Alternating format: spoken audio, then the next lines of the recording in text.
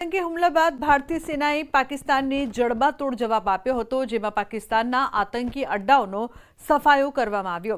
ત્યારે ઓપરેશન સિંદૂરમાં સામેલ સુરેન્દ્રનગરના આર્મી જવાનનું સન્માન કરવામાં આવ્યું હતું। ધર્મેન્દ્રસિંહ પરમાર માદરે વતન પરત આવતા નિવૃત્ત સૈનિક સંગઠન દ્વારા સ્વાગત કરવામાં આવ્યું। તેમના અદ્ભુત સાહસ અને શૌર્ય માટે સેના દ્વારા પણ મેડલ આપી સન્માનિત કરવામાં આવ્યા।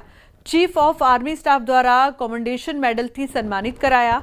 ધર્મેન્દ્રસિંહ પરમારે એન્ટી ટેન્ક મિસાઇલથી ફાયર કરીને દુશ્મનોના અનેક બંકરોને ઉડાવી પોતાનું અદ્ભુત શૌર્ય અને પરાક્રમ બતાવ્યું હતું।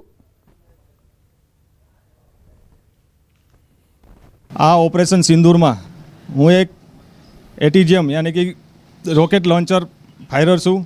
તેનાથી જે મને ટાસ્ક મળ્યો હતો એના ઉપર મેં દુશ્મનના બેન્કર ઉપર ફાયર કરી અને દુશ્મનના બેન્કર બરબાદ કરેલું। પુલવામા કાંડ બાદ પાકિસ્તાનને પહેલગામ કાંડ બાદ પાકિસ્તાનને મુંહતોડ જવાબ આપવામાં ભાઈ શ્રી ધર્મેન્દ્રસિંહનો જે બહોળો અનુભવ અને ગુજરાત માટે ગૌરવની લાગણીનો અનુભવ છે, તે માટે પૂર્વ સૈનિકો તમામ અમે એકઠા થઈએ અને તેમનું સ્વાગત કરીએ। જે મુંહતોડ જવાબ મળ્યો પાકિસ્તાનને, જે કદાચ આજીવન યાદ રહેશે। તેઓએ એ પણ મિસાઇલ હુમલા દ્વારા પાકિસ્તાનની ઘણી બધી પોસ્ટને તબાહ કરી હતી અને એના સન્માન રૂપે તેઓને COS એનાયત કરવામાં આવેલ છે।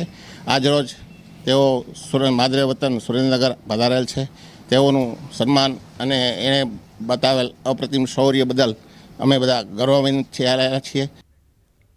મોરબીમાં શ્રી વડવાળા યુવા સંગઠન દ્વારા સમૂહ લગ્નનું આયોજન કરવામાં આવ્યું હતું। આ સમૂહ લગ્નમાં 42 યુગલો પ્રભુતામાં પગલાં માંડ્યા।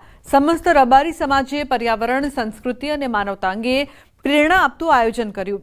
લગ્નમાં આવનાર દરેક મહેમાનોને બોન્સાઈ પદ્ધતિથી તૈયાર કરાયેલ વટવૃક્ષ ભેટમાં આપ્યા। આ સમૂહ લગ્નમાં માનવતાનો સંદેશ પાઠવતા 151 જેટલા લોકોએ અંગદાન, દેહદાનનો સંકલ્પ લીધો।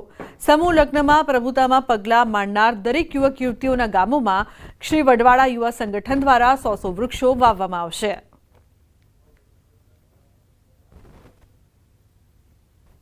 સમૂહ લગ્નનું આયોજન હતું, તેનું આયોજન કરવામાં આવેલું છે, જેની અંદર medical camp, blood donation camp, સાથે સાથે પર્યાવરણનો પણ સારો સંદેશ જાય, જતન થાય તેના માટેનું એક દરેક દીકરા દીકરીઓના ગામમાં વૃક્ષારોપણ। પહેલી વાત તો હું આ યુવા સંગઠન વડવાળા ગ્રુપને ખૂબ ખૂબ ધન્યવાદ પાઠવું છું। એના લીધેથી અમારા સમાજમાં, રબારી સમાજમાં ઘણી પ્રગતિ થઈ છે। વડવાળા યુવા સંગઠનની ટીમ દ્વારા જે સમૂહ લગ્નનું આયોજન કર્યું છે તેમાં 42 યુગલો જોઈન્ટ થયા છે। પેટા ચૂંટણી માટે પણ જવાબદારી માટે હાના। કોંગ્રેસમાં બેઠકની જવાબદારી માટે હાના ચાલી રહી છે। MLA જિગ્નેશ મેવાણીની કડીની જવાબદારીથી ના, તો કડી બેઠક માટે કોંગ્રેસે સોંપી હતી મેવાણીને જવાબદારી। જાહેરાત બાદ મેવાણીએ જવાબદારીથી કર્યો છે ઇનકાર।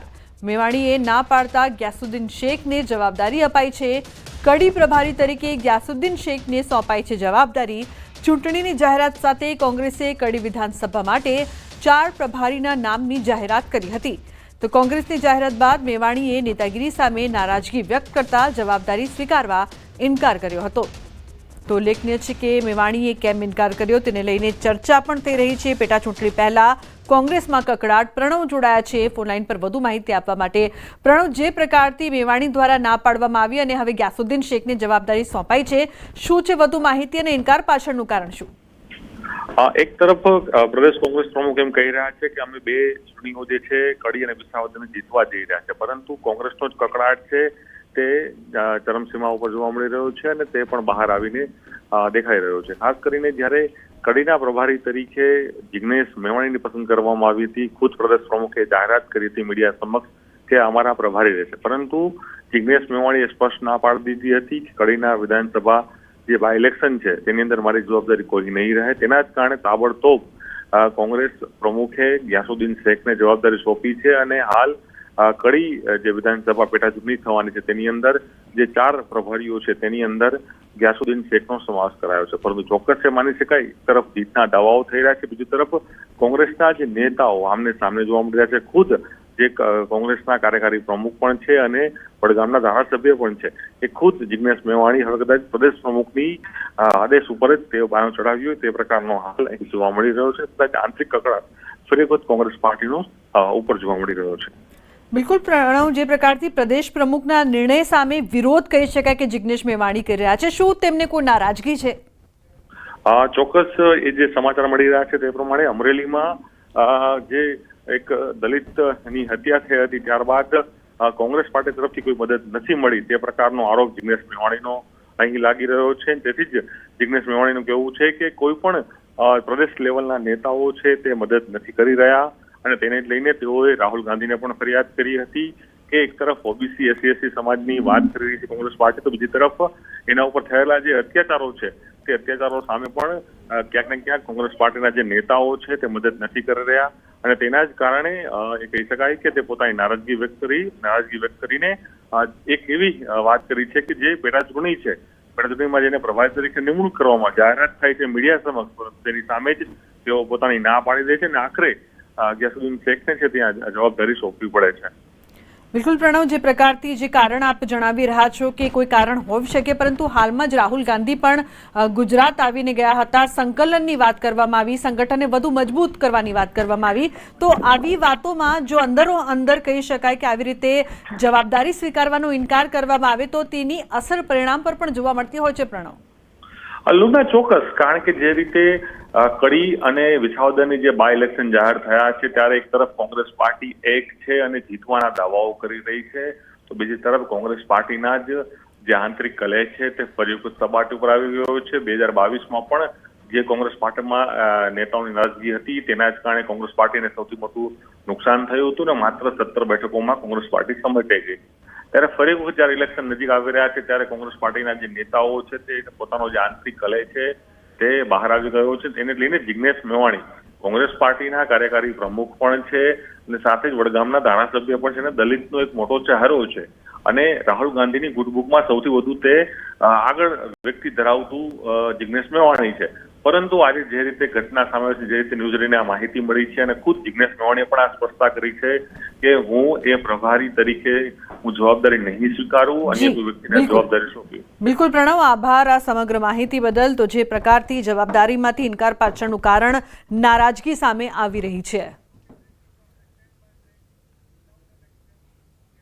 સમાચારનો પ્રવાહ યથાવત રહેશે. હાલ રોકાઈશું એક બ્રેક માટે. આપ જોતા રહો ન્યૂઝ 18 ગુજરાતી.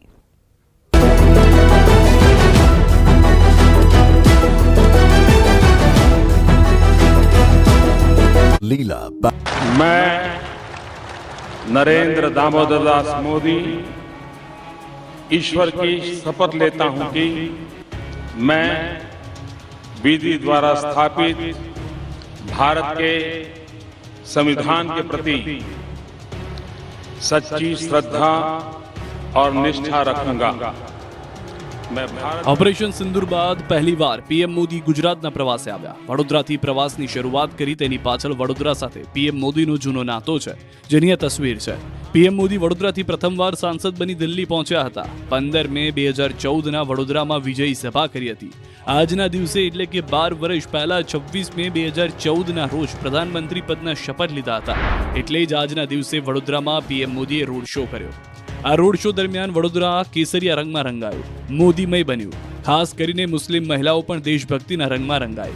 ઓપરેશન સિંદૂરની સફળતા બાદ મહિલાઓએ માથામાં સિંદૂર લગાવ્યું. પ્રધાનમંત્રી નરેન્દ્ર મોદીને આવકારવા માટે આખું વડોદરા તિરંગા રંગમાં રંગાઈ ગયું. એરપોર્ટથી લઈને રોડ શો રૂટ પર લાખો લોકોએ પીએમ મોદીના સ્વાગત માટે પહોંચી ગયા. મહિલાઓએ પરંપરાગત વસ્ત્રો પહેરી, યુવતીઓએ સિંદૂરની થીમ પર નૃત્ય રજૂ કર્યું. પીએમ મોદીનું સ્વાગત કર્યું તો ઓપરેશન સિંદૂરની સફળતાને લઈને રોડ પર બ્રહ્મોસ અને રાફેલની ઝાંખી જોવા મળી. વડોદરામાં કેસરી કોટીમાં તેમણે રોડ શો યોજ્યો. 1 કિલોમીટરના રોડ શોમાં લોકોએ પીએમ મોદી પર પુષ્પવર્ષા કરી. પીએમનું